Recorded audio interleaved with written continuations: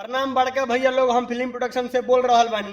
रउआ लोग के दिखा रहल बानी यार टिकटॉक के चुतियापन जौन हो रहल बा। आजकल चुतियापन बहुत ज्यादा चुतियापन हो रहल बा।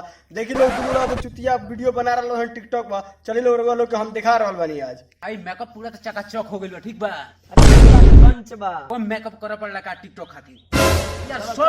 सब डिजाइन का हमके वीडियो बना दे।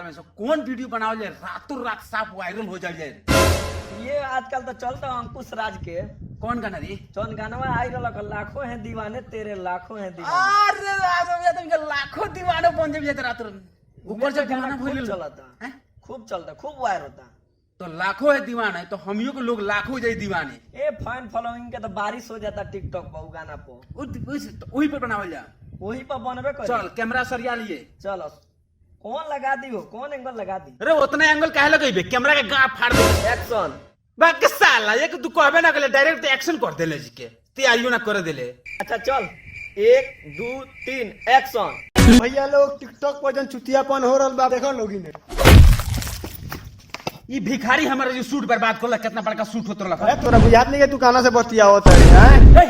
हमर कलर छोड़ को तो टिकटॉक वाला के कलर पकड़ लेबे। तोरा मालूम नहीं के सुपरस्टार टिकटॉक वाला स्टार हई हम के। झाट ना हुआ हमार झाट रे कलर पकड़ ले झाट हई। तोरा मालूम नहीं के लाखों दीवाना बा, फैन फॉलोइंग हमार मिलियन में बा। भैंस बकरी होई असन भैंस बकरी।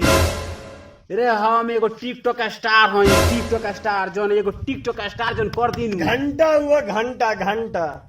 कौन उसने इतना बममा तेरे को भिखारी हो गया बममा तेरे टिकटॉक स्टार। अभी तोरा हमारे बारे में पता नहीं है, जब पता चले न तो मुद्द देबे।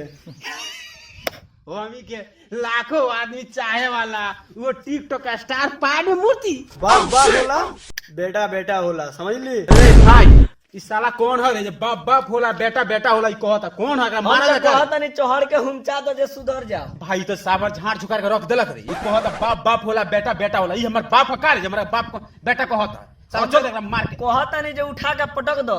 चल यार अपने मुद्दी पैंट में तो बुझा जाए बाप कौन है बेटा कौन है। इतना मारे में इतना मारे हम तो तेरे पानी छोड़ देबे के पैक के पिटाई में। पत्थर के तलों की साइल बाकी मैदान आ भई। पवन राजा के बजा दे कोई बाजा, ऐसा कोनो माई के लाल पैदा ना भई। ऐसे की कहानी के पीछे अब तहनी के मौत के साया बन के मड़राई और तहनी के खुदल कब्र में धोनी के टकराई। धोनी के दुश्मनी हमारा से बात हमारे तक रख। बदला लेने के जोश में रिश्ता के पवित्रता के भंग करे कोशिश मत कर साहब, नहीं तो कहीं हमारे से अटक गई ना तो फाड़ दे।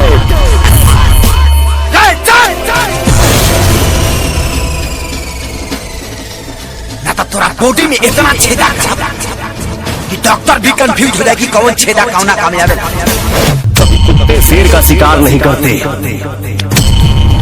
रही बात अकड़ की, तो अकड़ इतना है कि तेजाब पे पड़ जाए तो वो भी जल जाए। कुंडली में शनि, दिमाग में मनी और पवन सिंह से दुश्मनी सेहत के लिए हानिकारक होता है। अरे कुत्ता क्या बिहार से खासी जब और दिल्ली तक लेके जाए थोड़ा पिछवाड़ा में इतना बारूद इतना बारूद कि धमाका यहाँ होई और सरकार दिल्ली तक ही जाए। हमें क्या डराएगा मौत का मंजर, रूह कांप उठती है जब हम दहाड़ देते हैं। तेरे जैसे भड़ुओं की क्या औकात, हम खेल खेल में भी शेरों के जबड़े फाड़ देते हैं।